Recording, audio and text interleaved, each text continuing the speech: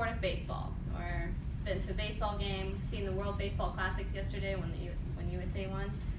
So I'm a huge baseball fan myself. I'm from the Bay Area. I love the San Francisco Giants. I know every player and their statistics, and I'm going to be working for them this summer. Now, have you ever wondered who or what gained popularity for baseball?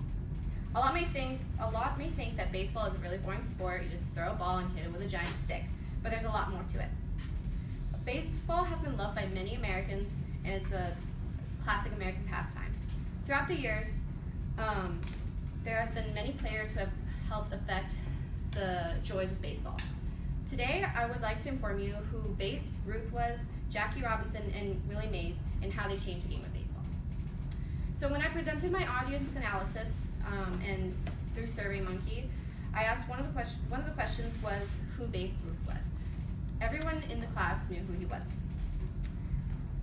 George Herman, or Babe Ruth, is probably the most famous baseball player in the major leagues. He started off his career as a Boston Red Sox at the age of 19. He progressed his way up into the Hall of Fame eventually. When he started off, he was named Big Bambino because of his incredible bat.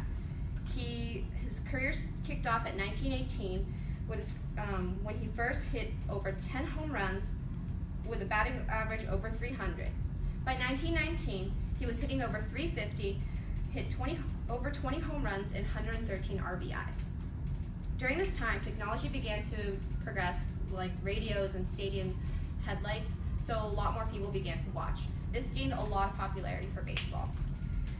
And another big thing about Babe Ruth is that he got traded from the Red Sox to the Yankees on December 26, 1919, which caused a huge uproar, which is actually my birthday, fun fact.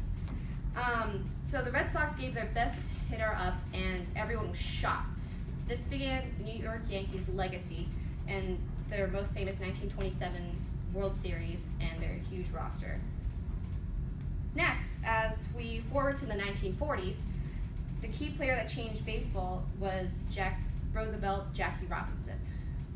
In the audience analysis, only 85% of you knew who he was. He was the first African-American baseball player in the major leagues. He started off his career in the Negro Leagues with the Kansas City Monarchs. As he played on, a lot of scouts were interested in him, and the Dodgers had invited him to a spring training session in, Vero Beach, Florida. The Dodgers were insanely impressed with his work and invited him up to the major leagues in 1947, making him the first African-American baseball player. As he began his career with the Dodgers, he had an incredible career and everything, but along with that, there were some negative sides as well. While he was up to bat, there were many pitchers who would throw the ball at him on purpose to get him hurt, or throw strikes, or just incredible pitches that just are illegal now. Or umpires would call him out, and even if he was safe. Or coaches on the sidelines would start heckling at him in racial slurs, because it was the 40s. So even though all these negative effects were piling onto him, he did not stop.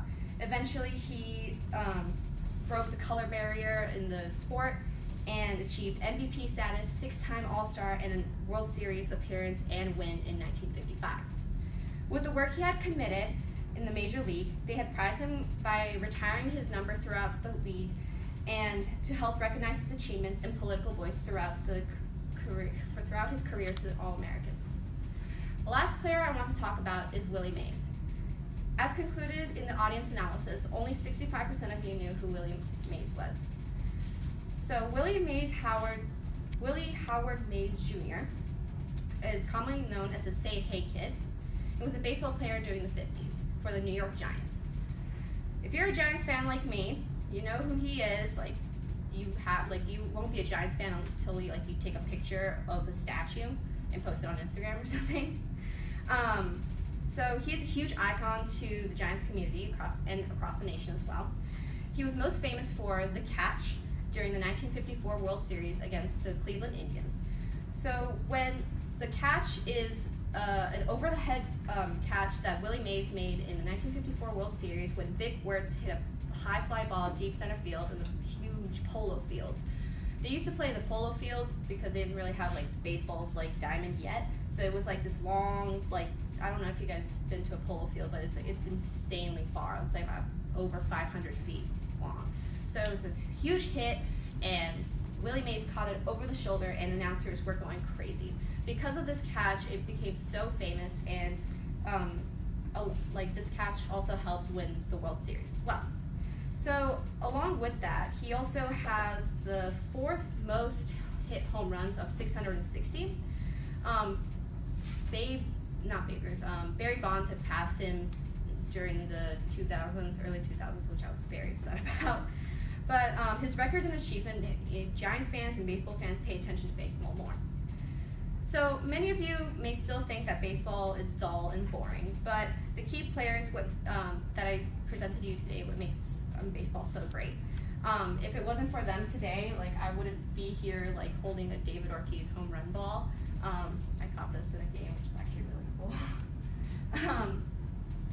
So there are endless surprises to the fans and audience across the nation, and so the next time you go to a baseball stadium or a baseball game, like remember these 3 key players that helped create baseball such a great game.